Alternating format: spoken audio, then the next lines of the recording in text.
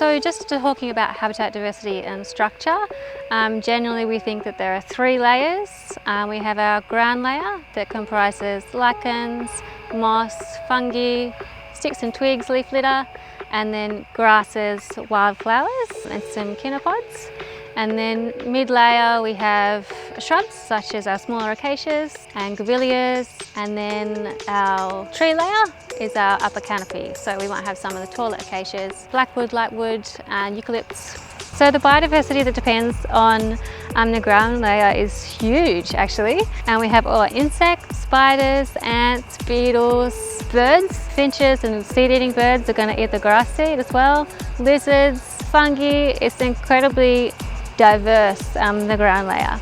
So you're always better off protecting the remnants that you have, because actually it can be quite difficult to restore a grass layer to this quality. There are a few reasons for that. One is that you have often a very big weed seed bank, and it can take a lot of effort to remove that seed bank, and you may not actually ever be able to do that. And also you might have nutrient enrichment, and it can be quite difficult to turn back the clock on the nutrient enrichment. So definitely preserving the healthy ground layer where you have it is your best option, but it is possible, but much more difficult to reinstate something once it's been lost. So the first easiest thing you can do is to not remove what you have. And then another thing is to add in, if you don't have this leaf litter layer or stick layer, to add in some dead timber, which is going to feed the fungi and insects and feed the soil and increase carbon in the soil, which makes the system more resilient. And you could definitely burn it. That's very cost effective, especially if you're a private landholder. You can do that quite easily, provided that you have the skills and perhaps someone to help with timing. So you can buy ground layer species from the Goulburn Broken Indigenous Seed Bank. You can buy seed from there, and that's probably the most cost effective option. But you do need to know what you're doing to make sure that you sow seed at the right time of year, the right seed, so you've got good germination. You can also add in some diversity by buying tube stock from the Euroa Arboretum. I'd say the common mistakes are probably trying to tidy it up too much. So the diversity of structure is really kind of in the messiness. Adding any fertiliser is a definite no-no. Performing the wrong management at the wrong time of year can really set things back. I guess the first step if you're moving on to a bush block or a new property is really to understand where you are and what would have grown on your property naturally. So the first thing you can do is head out to the bush, head out to the local, your closest remnant reserve, and have a look at the species there, and have a think about whether your property kind of matches that zone topographically. Is it going to get the same rainfall? Is the soil similar? So find a site that you think kind of reasonably resembles your place, and also have a look at the vegetation on the roadsides around your area as well, and that should at a minimum give you an idea of what the canopy trees are and hopefully the shrubs. Often the ground story layer is missing, and so that could be the most difficult one to piece back together.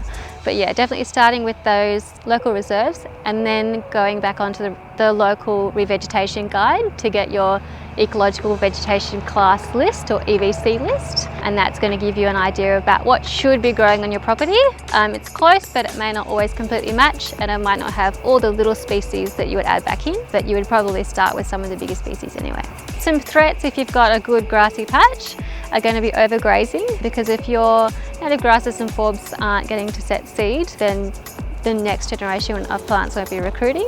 Also compaction from hard hooves such as sheep, and overgrazing can also occur from rabbits and kangaroos as well. So if you've got a really high quality patch, it's worth considering whether you would fence it out. And if you need to reduce biomass at a later stage, you can let stock in there to graze it, but the grazing is under your control if it's fenced out.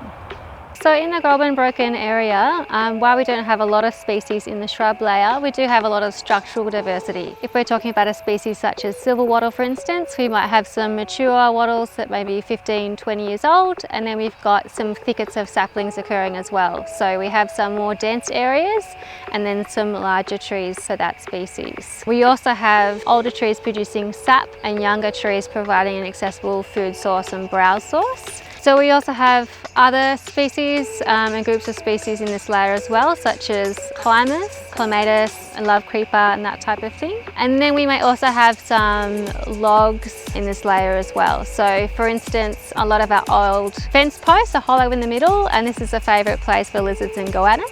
And if we have a diversity of structure in the barks as well in this layer, we may have barks that are more suited for insects and spiders, as well as some of the more ribbony bark where we'll see sugar gliders and that type of creature.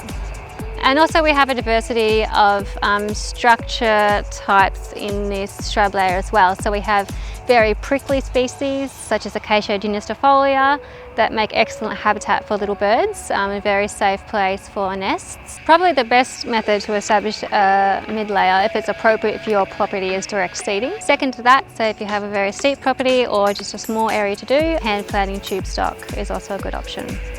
I would say a common mistake is probably planting too densely, but that comes at the expense of the ground layer as well. So you see a lot of older plantings where trees and shrubs are planted very densely and we have very little going on the ground layer. So probably one of the groups that's most sensitive to loss of the mid layer is our small birds, because this means that they don't have any nesting material, potentially food material, but that they're unable to move from one patch of vegetation to another because they need this cover to move through the landscape. Now we'll move on to the overstory, an incredibly important part of the structural system. It not only provides structural elements such as shade and habitat areas in terms of nesting, but also an incredible nectar and pollen source. They also provide hollow and bark habitat zones, particularly our older trees that have really big and deep hollows that are important for our larger birds such as owls. A hollow can take a very long time to develop, between 100 and 200 years. The process of a hollow forming typically happens when a limb falls off a tree, and when this limb falls off, the fungi and insects get inside this wound and start to bore out the timber. One of the problems in our catchment is that we've lost so many old trees that we don't have enough hollows for the creatures that need them. And we need to think about how we're going to create these hollows if we're going to have enough in the medium term. So one way is to contact an arborist to do some work to create hollows, and also just thinning out trees actually that might be planted too close together. And it's important to have a diversity of species in this layer. One reason is that we can have a diversity of nectar sources throughout the year. It's good to choose species that are flowering at different times, so we have this food source available throughout the year. Also, a diversity in the bark provides different habitat for different insects.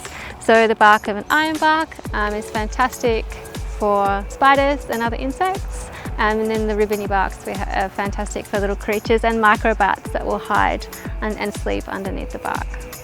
These big old trees are important for goannas as well, who may climb these trees in search of prey and also to rest. So our mammals also, these trees are critically important for: koalas, phascogales, gliders. Climate change is having a massive impact on our overstory. With the recent floods, you can see we've lost a lot of trees into streams.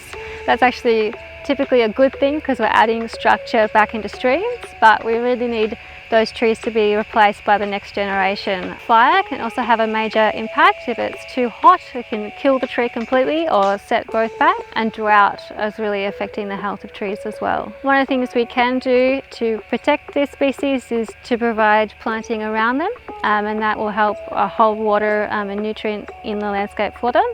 But also we can consider planting species from hotter and drier climates in our plantings. At the Goulburn Indigenous Seed Bank, we collect a lot of seed from up north, particularly around Dookie and Goldfields area, that are much drier sites, and include those in our plantings. Common mistake in overstory is too dense, and also planting in rows, planting in the same structure, like a forestry planting. So when you're planting, you really want to think about the diversity of zones. So you have some areas that you plant more thickly, some very widely spaced, some where you're not planting anything. If you wanted to learn more, we do lots of stuff at the Arboretum. We have workshops and field days which discuss these topics throughout the year. If you wanted more information, you can jump onto the strathbogierangers.org website, and there's lots of resources downloadable there, such as the Healthy Hectares booklet.